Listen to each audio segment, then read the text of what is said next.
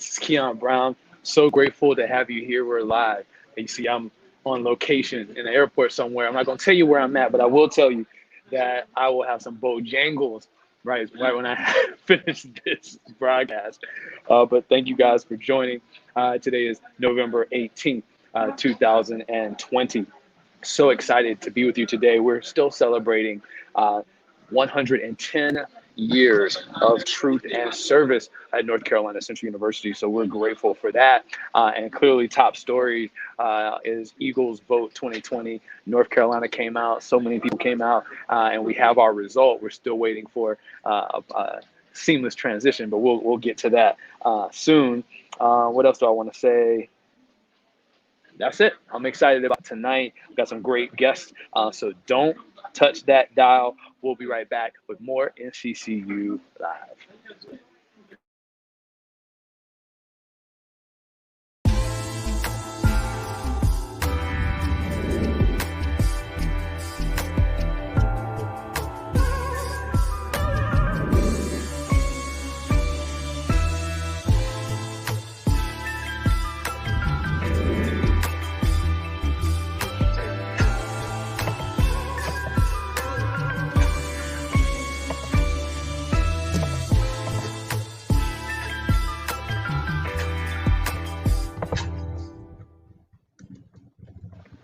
All right, we've got everybody on. What's up, ladies? I'm so grateful for these ladies being on today. I want to just jump in. We'll start with our New Jersey team, Team New Jersey. Introduce yourself and tell us a little bit about you, your graduation year, and what you're up to in your life. Okay, well, thank you so much for inviting me to join today. My name is Adela Washington. I live in Teaneck, New Jersey. Shout out to my New Jersey chapter, President Mike Lipscomb, and our young alumni team, LaDerrick Bullock, class of 97, Marlis Platt, class of 2013, and I'm the class of 1999. So I am the founder of Bergen STEAM. Just for the last 2 years, I've been working in this space where I'm curating STEAM events for children. And that includes all types of activities like engineering. We hosted an AI camp. We've also had chess classes, tennis, golf. We've had classes like yoga and meditation. And we've had I've curated these spaces for children to just really explore the STEAM field and have a good time. I am an educator. I taught for 16 years, and I went into administration, and I actually worked for a private school management company where I was doing the same thing. So when that project ended, I decided to create my business and do it on my own. So that's what I've been doing since then. Excellent, excellent. And I see they're already in the comments saying NJ's alumnus finest, one of the finest alums out of New Jersey. They in the comments and in the chat.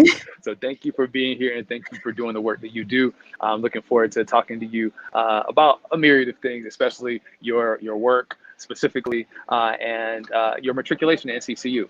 So let's get into that. But first, Ms. Vann Hawkins, I want to say hello to you and thank you for being here. Introduce yourself to the people and tell them what you're up to. Yeah, hi. Thanks for having me on tonight. As you said, my name is Tracey Vann Hawkins. I graduated from North Carolina Central University in the fall of 2011. Right now, what I'm here to talk about is thriving on the spectrum. My husband and I, we have 3 sons, and our youngest 2 are 4 and 6, and they have autism spectrum disorder. So in 2018, I decided to fill a void, and that was having digital operations and digital devices to help kids with autism really thrive and manage the diagnosis. My husband and I, we felt like we needed a number of different resources on the go that would really help us manage this disorder. And so I came up with an app, and we have a clickable prototype, and we hope to be able to begin developing the app January of next year. Love that. Great work. Amazing, amazing, amazing. Wanted to say in the comments, someone just asked if we can make this public. People are watching this, ladies, and we have 2 exclusive NCCU alumni Facebook groups that have all over 10,000 alumni collectively. Over 10,000 alumni are in these groups. So if you're watching this and you're in the Facebook group, it's exclusive to you there. But if you want to do something public, you can go to my it's my YouTube channel. My YouTube. Go to youtube.com/KeonBrown, and it's right there. So go to NCCU. Why am I saying that? Matter of fact, go to eaglesalumni.network, and it'll take you directly to my YouTube channel, and you can share this and see this everywhere. We want to keep it tight for our alumni and our private groups. And if you have not yet got on that private group, you guys need to join Eagles Alumni Network, and you went to NCCU IF, which is an amazing group there. All right, talk about your matriculation at North Carolina Central University. Let's start with Ms. Vann Hawkins. Talk about how NCCU found you. Yeah, so actually my mother graduated from North Carolina Central University in the spring of '78. So I pretty much was born into kind of like the Eagle family, if you will. My father's a Bronco, Fayetteville State University. So I, born and raised, knew as much as a daughter could ever want to know about Central. Enjoyed it, went there for my graduate school training. They have an amazing psychology program, and that's really where I started learning about autism, but never thought that I would really need to pull on that learning and training from graduate school until I really entered my motherhood journey.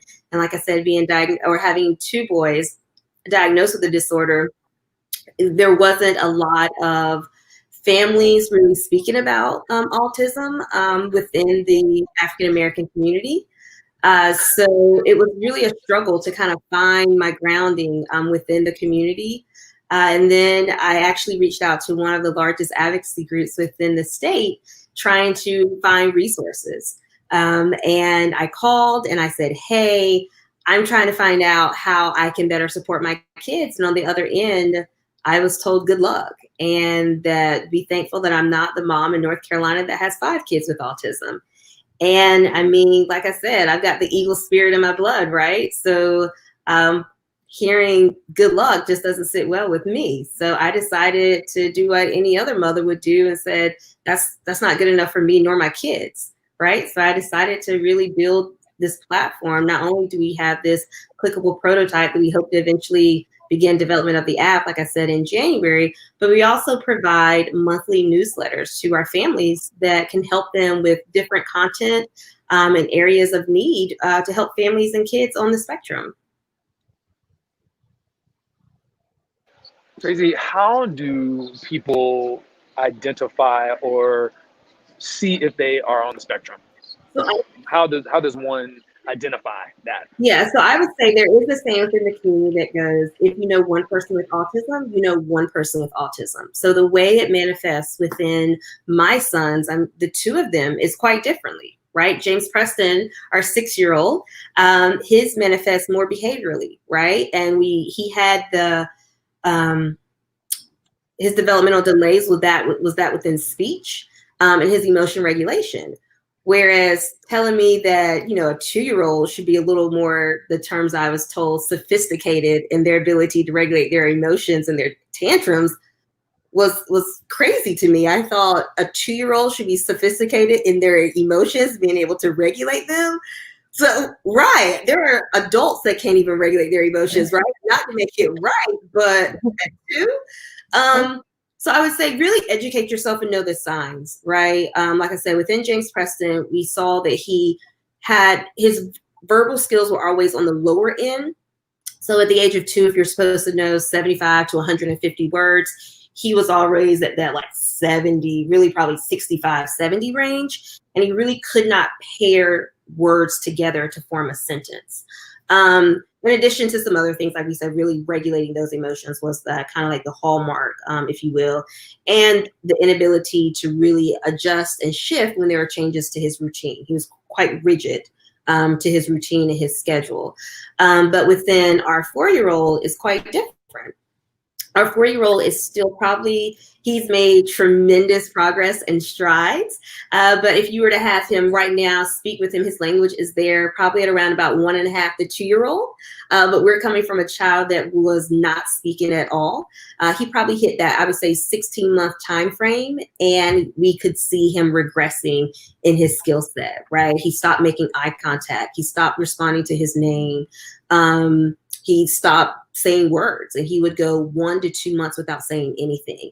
And because at the time we started hearing the word autism for our middle son, James Preston, we were a little more informed in knowing kind of the signs to be on the outlook for when it came time for seeing it within Adam and his development and progression. So I would say autism is one of those disorders that you really want to get in early as possible to really, have that child diagnosed either through your pediatrician, who will then refer you to a developmental pediatrician to begin that process. And I would say here in the Triangle, I live in Durham, North Carolina, so we are very fortunate to have incredible medical facilities here in the area that are very well informed and knowledgeable about the disorder.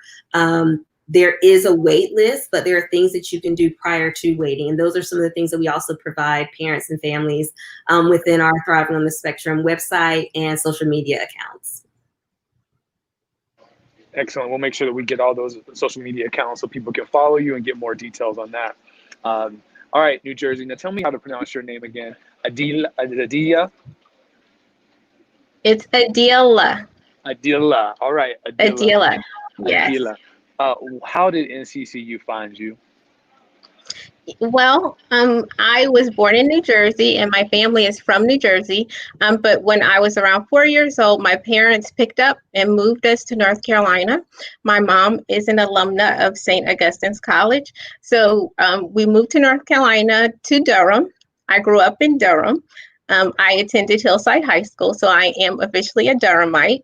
That's where I grew up. So I'm one of those local kids who marched alongside of the band every year for homecoming. I participated in plays. When I was in high school, I would participate in the drama department plays at NCCU, even when I was in high school. So when it came time for me to apply for college, I did apply to NCCU, but being a local kid, of course, I wanted to move out of town.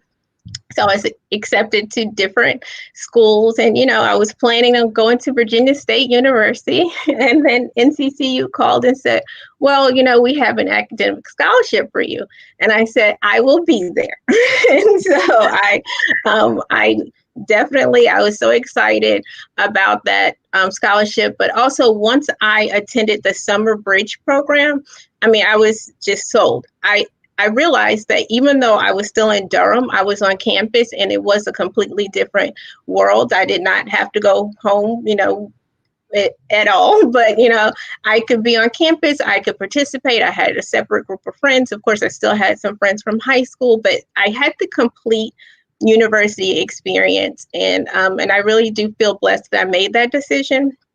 And just speaking to, if there are any aspiring Eagles out there, or, just thinking about us with our kids coming up, I think it was the best decision and one of the most important decisions I've ever made, not knowing at the time how important that decision was. So it changed my life. And that's why I left my NCCU, because my experience was fantastic. And I feel like I just grew so much at NCCU. I found my voice. I realized I had these really strong opinions about things that I didn't realize before. And I was able to cultivate those and really grow as a person at NCCU. And I love that, because, NCCU is always going to get you, when someone else wants you. The Eagles will swoop and say, no, you need to be here. You need to be here. So I love to hear that. And it's so great to see people from up north and other cities outside of North Carolina to discover NCCU and really, and I hear it all the time. Well, you got to get there. Once you step on the sloping hills at Inverted Green at NCCU, there's a family feel. There's something that says, this is where I belong. And so I'm grateful that we got you. Talk to us about your work and some of the things that you have been experiencing specifically during COVID or during quarantine, during your practice in education. Well, COVID has been interesting for us all. One thing it forced me to do was pivot, like most of us, where most of my programs, well, all of my programs before this were in person. I had to pivot and offer programs online and virtually. So I had to figure out how to offer the AI class, the artificial intelligence class, to children ages 7 to 11 through 11 online. And I had to work with instructors to really help them build curriculum and use pedagogy that was important and engaging enough online to still keep the kids coming back. Because once they're at home, they have choices. They could just go to their rooms or go to the kitchen for a snack. So there a lot of everything that I learned at NCCU in the School of Education about engagement and building relationships really came into play when I had to pivot and make those decisions. But then also, now that the children in the schools where I consult are actually in person, we didn't want to have them in school for too long. So I haven't continued to offer the after school classes, which has been a blessing for me because it's allowed me to go back to school to start my doctoral journey. So I'm attending FDU. Yes, I'm so excited about it. And I'm earning an EDD in higher education leadership. So this situation actually opened the door for me to go ahead and continue to go to school. I'm studying diversity work and curriculum reform. And I've already started to focus on HBCUs and just seeing that HBCUs have always been in this space where we have created, we've done the diversity work and we've reformed curriculum, and we realize that we have to have curriculum that's inclusive. And of course, we have our biases, you know, within our groups and our cultures, but we continue to lead in that area and just making sure we are continuously reforming curriculum. And we're doing it based on research. We're actively putting it into practice in the classroom, and we're leading that charge. So I'm excited about that. And then I have a few projects going on, but I'm also a member of the National Coalition of 100 Black Women in Bergen, Passaic in New Jersey.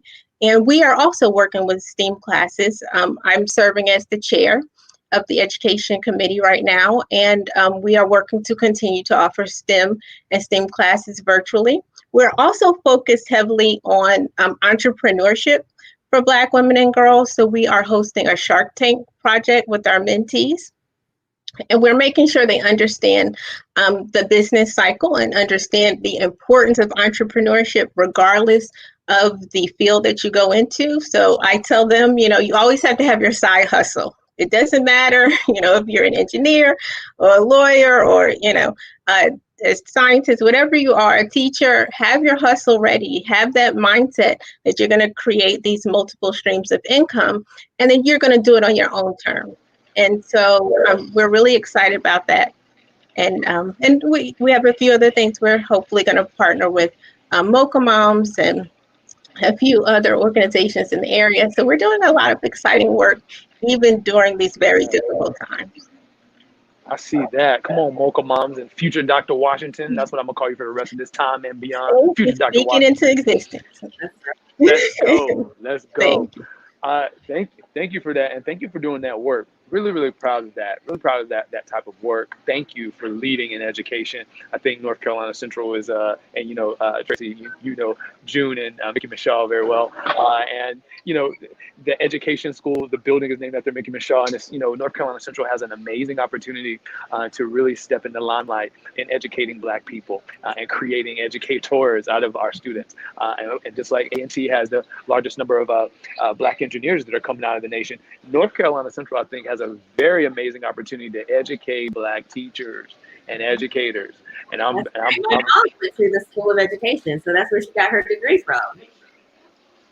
Absolutely, but we've got to work together to support them in getting that EDD program, because I'm actually looking at A&T for a PhD because we don't have an EDD program at North Carolina Central, so we must get there. We must get there. So we need to collaborate. We need to, you know, sound the alarm and get the money and whatever we need to do to get NCCU there. I see also some messages in the chat, man. Thank you all for watching. This is very important. I want to make sure that people know why we're doing this. You know, I'm in broadcast. I love TV. I love news. What I don't see enough is Black experts that specifically come from my alma mater that are talking about things that are impacting the planet. And so that's why we're doing this. You know, saying you're seeing various different types of fields being represented right here with these experts. And that's what I wanted this to be. And they're all NCCU alumni. So alums are doing stuff worldwide. And so that's why we're doing this every week at 7 o'clock typically, but I was on a plane. So thank y'all for appeasing me and doing this at 7:30. I appreciate you. All I smell right now in the food court of this airport is Bojangles. So when I get off here, I am going straight to Bojangles. Okay. Tracy, I want to ask you, Tracy, can you elaborate on this app, number one? And then also, how is it in your household during the quarantine, being a teacher and a nonprofit and doing everything you're doing? Talk about it. Right. So let's start with the app. The name is Thrive. We have 4 features. We have a visual schedule, a communication portal, a rewards bank, and then self-regulation toolbox. So these were all features that I really felt, like I said at the time, I needed for my son, James Preston, to have to really help him manage his day, right, and his emotions.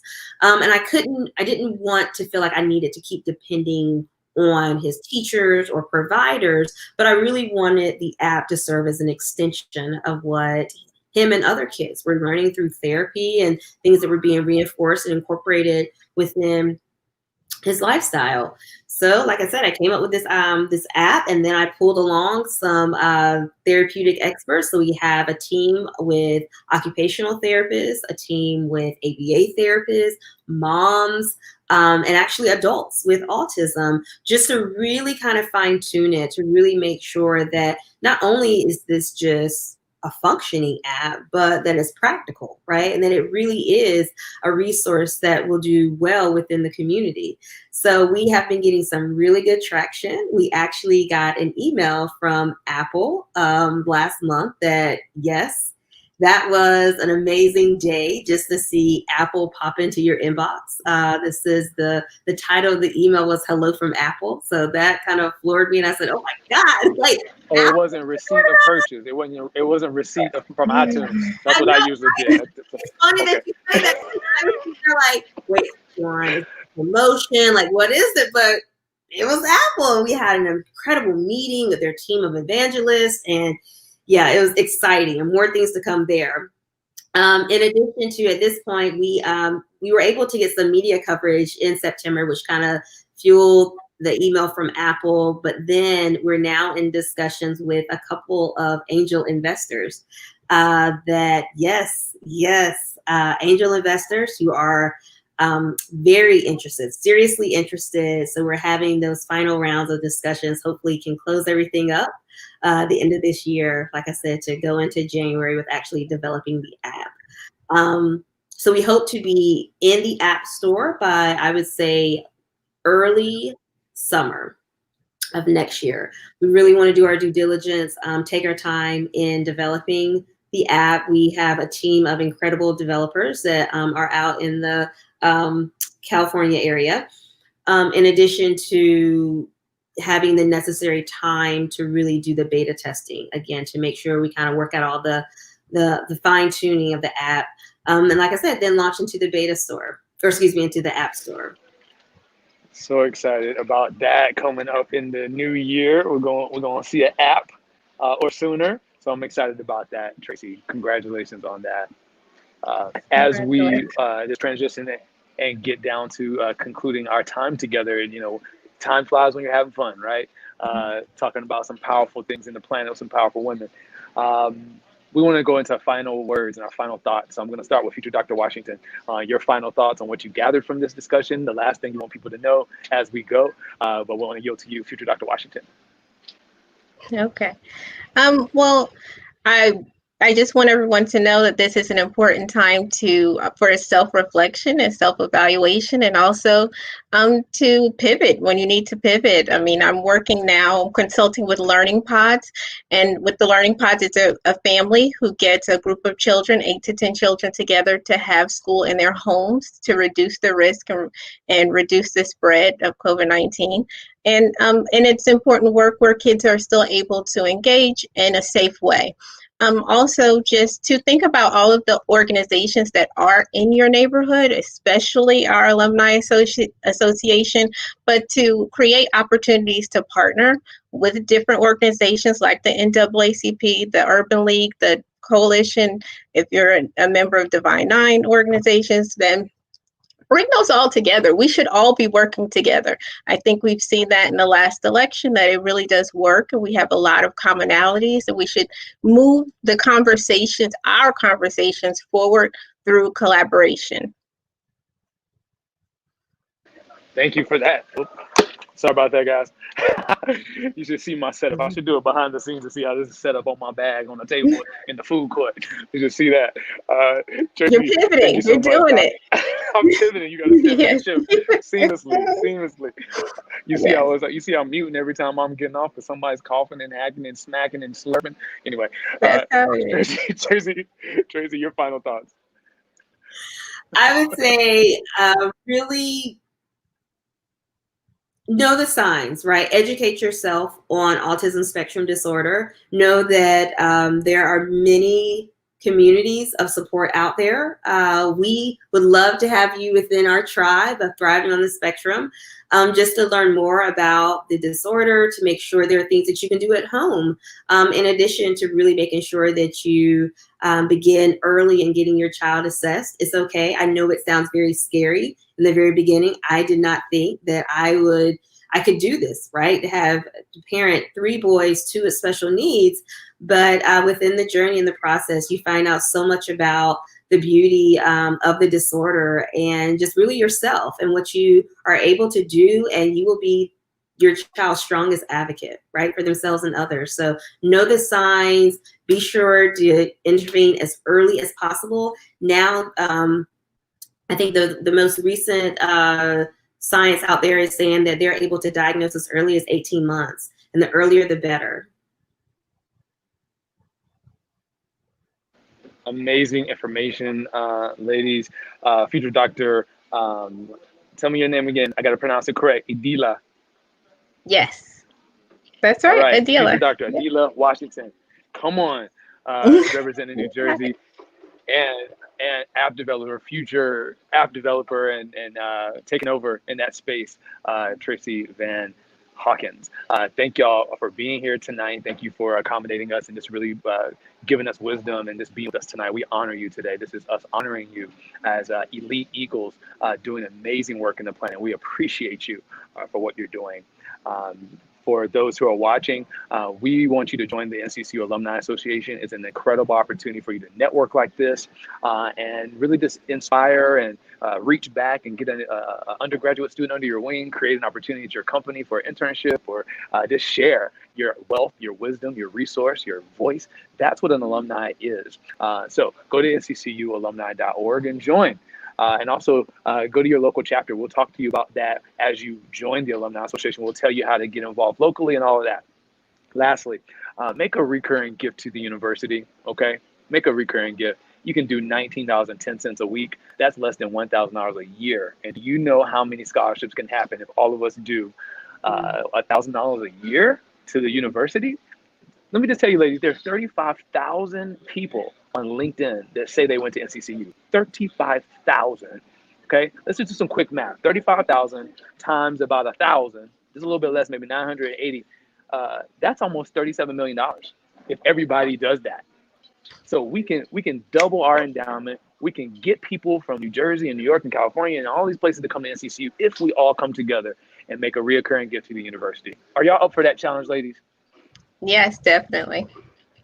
All right, I'm gonna stop talking your head off. So here, guys, go to nccualumni.org and eaglesgive.com and make a recurring gift. I'm so grateful for you. We love you for watching. Remember that an eagle is no common, ordinary barnyard fowl. So take care of yourself and each other, and we're better together.